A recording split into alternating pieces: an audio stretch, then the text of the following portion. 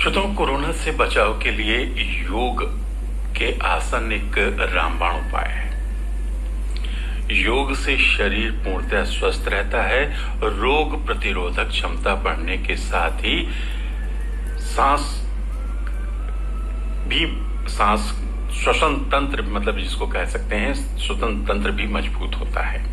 जाहिर है, स्वस्थ शरीर में किसी भी तरह के संक्रमण का सवाल नहीं उठता। कोरोना वायरस के संक्रमण से बचने का एकमात्र सर्वमान्य हल है योगासन, और इसी परिप्रेक्ष्य में आज हम एक वार्ता आपके लिए लेकर आए हैं योगाचार्य ममता श्रीवास्तव से।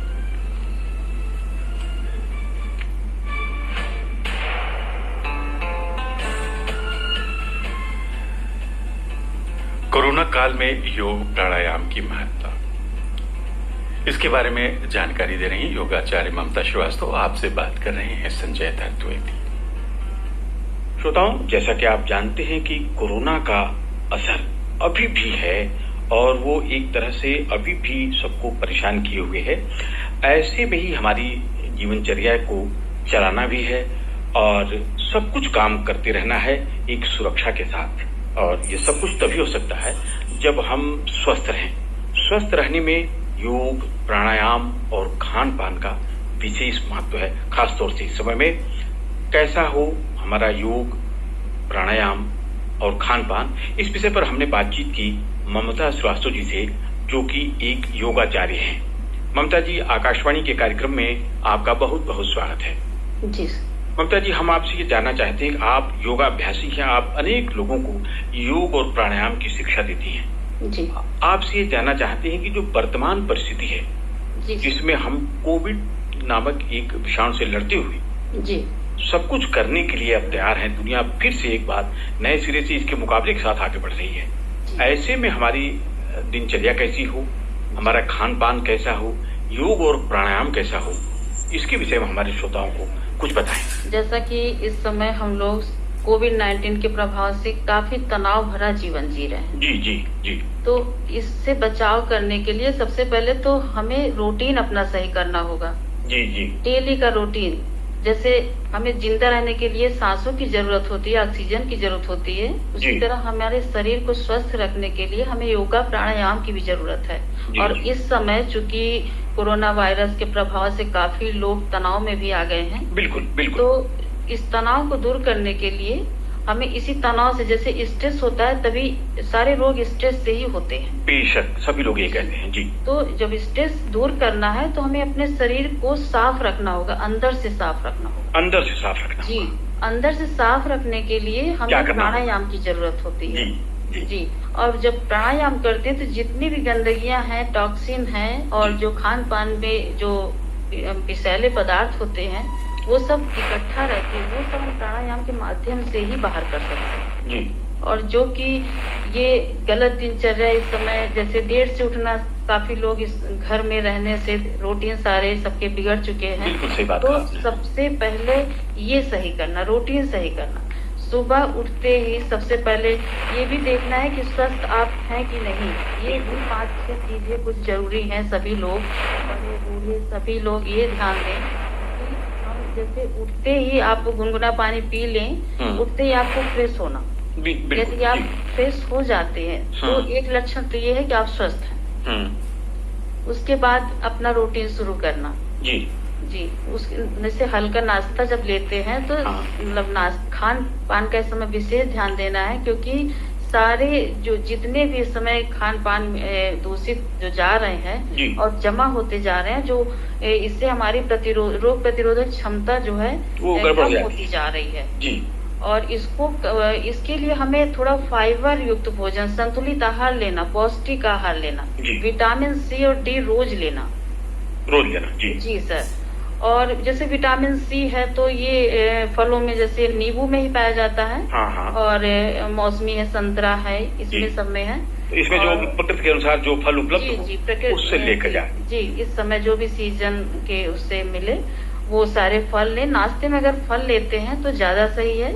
सलाद लें। और भोजन अगर दिन भर में एक बार लें, जैसे काफी लोग का तो मतलब वेट भी ज्यादा रहता है, इससे भी उनकी इम्यूनिटी पावर कमजोर होती है। यानी अगर हम काफी मोटे हैं जी, तो अगर भी ये समस्या हमको आएगी। जी, आपका वजन आपके उससे ज्यादा है तो इससे भी इम्यूनिटी पावर आपकी कमजोर हो जाएगी।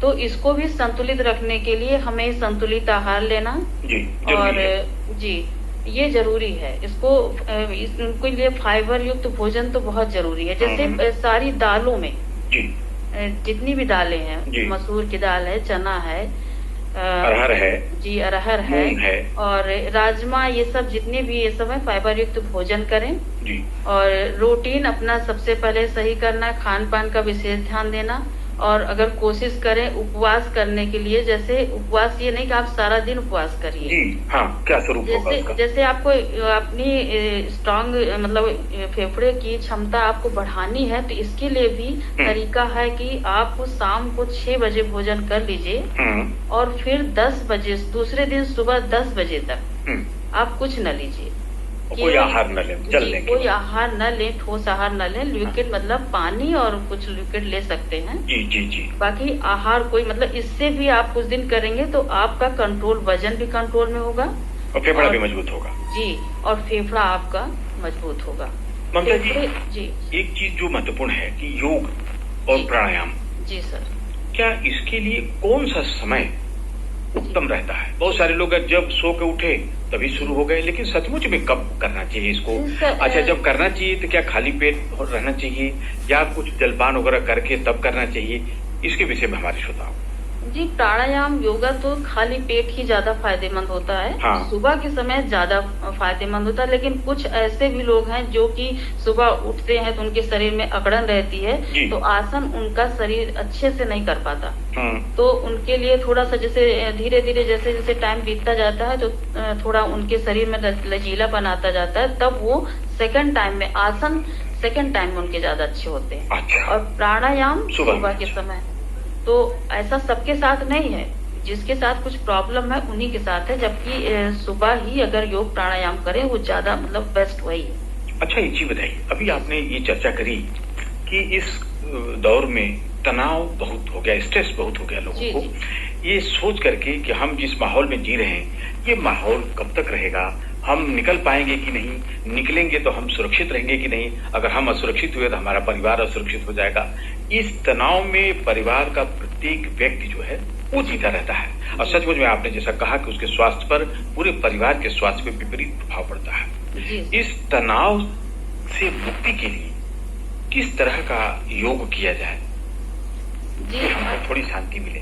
जी, अब तो हमें कोरोना के साथ ही जीने की आदत डालनी होगी। जी बिल्कुल, क्योंकि ये लंबे समय तक ये चले, इतनी जल्दी ये ठीक होने वाला नहीं है, जाने वाला नहीं है। बिल्कुल। तो हमें इसको मतलब सही करने के लिए हमको अपना ही ध्यान रखना होगा, अपने ध्यान रखना होगा, अपने में सुधार लाना होगा, करनी होगी। केवल आप अपना दिनचर्या सही कर लीजिए, डेली का उठना, नाश्ता, खाना, योग प्राणायाम अपने डेली के उसमें शामिल करिए। जैसे आप खाना जरूरी है आपके लिए, ऑक्सीजन जरूरी है, उसी तरह इसको भी जरूरी है, योग और प्राणायाम भी जरूरी है ठीक से जीने के लिए। आप बिल्कुल इसको करते रहेंगे योग प्राणायाम, तो इससे आपको अपने शरीर की मतलब सांस लेने की क्षमता ये भी पता चलता रहेगा। डीप ब्रीथिंग लीजिए, मैंने गहरी सांस लें और छोड़ें, गहरी सांस लीजिए, छोड़िए, फिर गहरी सांस, इसको कुछ देर इसको भी करिए।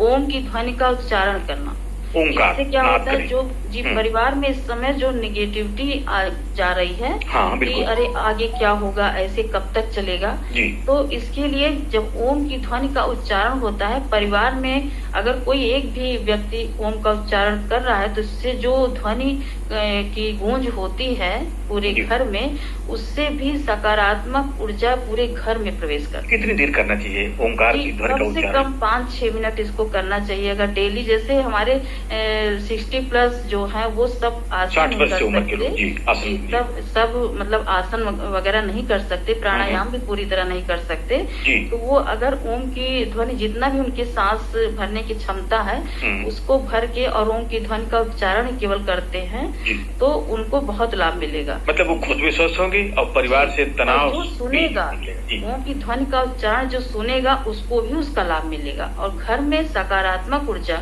प्रवेश करेगी। मैंने थोड़ा सा आवाज के साथ करना चाहिए है ना, ओंकार का उच्चारण जो है। तो एक मैं नाद करके दिखा दूं। बिल्कुल बिल्कुल, हम ये जानना चाहेंगे, हमारे श्रोता ये जानना चाहेंगे कि अगर ओम का उच्चारण करते हैं तो किस स्वरूप में होना चाहिए उसको, एक बार जरूर बताएं हमारे श्रोताओं को। जी ओके सर जी। सबसे पहले तो पीठ सीधी करके आप अपनी मतलब जहाँ भी है पीठ सीधी करके बैठना, किसी भी आसन पे बैठना जिसपे आपको तनाव न लगे, कहीं दर्द न महसूस हो जी। तो उसके बाद फिर लंबी गहरी सांस लेना। हाँ।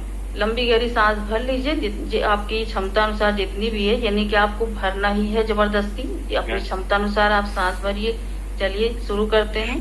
जी जी। लंबी गहरी सांस भरना। हाँ। अब सांस को छोड़ते हुए ओम का उच्चारण करते रहना और सांस बाहर करते रहना। जी।